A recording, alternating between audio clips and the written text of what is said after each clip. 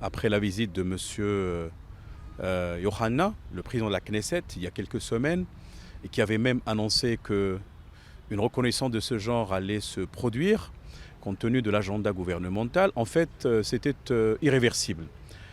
Compte tenu d'abord de la dynamique impulsée depuis la signature de la déclaration tripartite à Rabat, en présence de Sa Majesté le Roi, entre le Maroc, Israël et les États-Unis, et compte tenu aussi de la dynamique impulsée à la suite. En fait, le texte de Sa Majesté ou le message traite de impetus, c'est-à-dire momentum, c'est un élan. Et compte tenu aussi de la dynamique partenariale enclenchée, exprimée par des visites de part et d'autre, et en même temps la conclusion de plusieurs accords.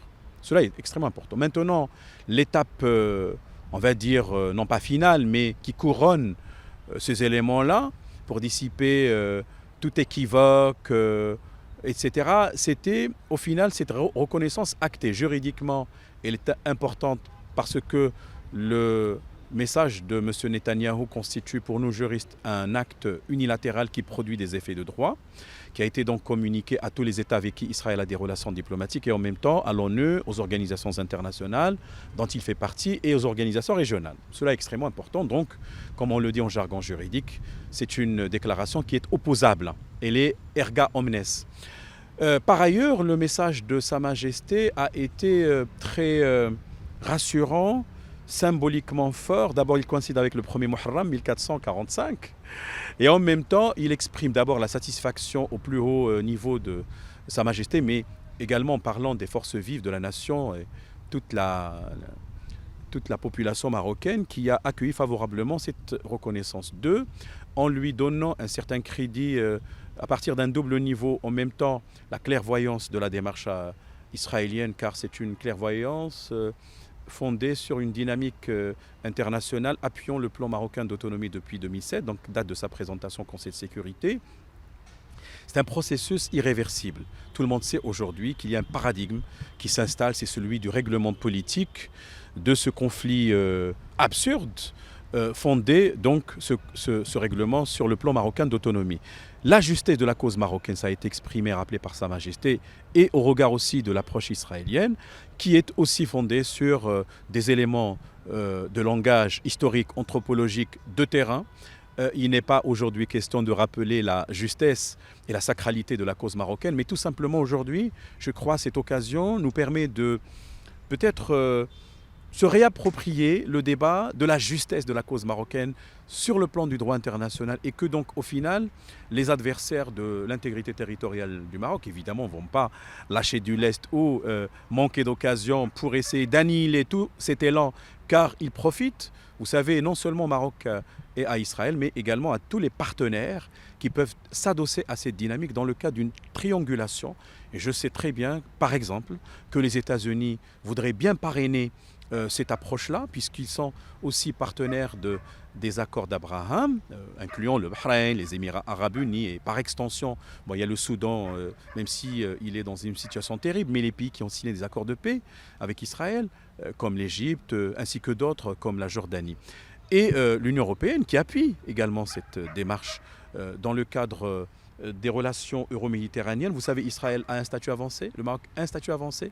Tous les deux peuvent s'appuyer sur le soutien de l'Union européenne pour lancer des projets. Et c'est là où je vois des combinaisons intelligentes sur le plan géoéconomique, sur le plan logistique, sur le plan du développement de façon générale, pour au final, cette reconnaissance travaille l'intérêt bien compris des deux nations. N'oublions pas que le Maroc compte une communauté très profonde à Israël marocaine. La position des États-Unis est constante. D'abord, pourquoi ? Parce que dès l'installation de la nouvelle administration Biden et avec le discours sur l'état de l'Union, à partir du 20 janvier 2021, il n'a pas été question de renier ou de remettre en cause la décision de son prédécesseur.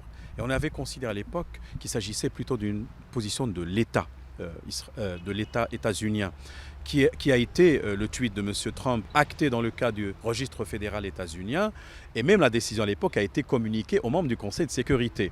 Nous sommes donc dans la même démarche, évidemment tout en retenant que les États-Unis, et d'ailleurs c'est une singularité, soutiennent au final le plan marocain d'autonomie pour aboutir à une solution politique mutuellement acceptable. Pourquoi? Parce que les États-Unis sont membres du Conseil de sécurité et savent très bien qu'ils ont un poids, donc un membre permanent, un poids au sein du Conseil.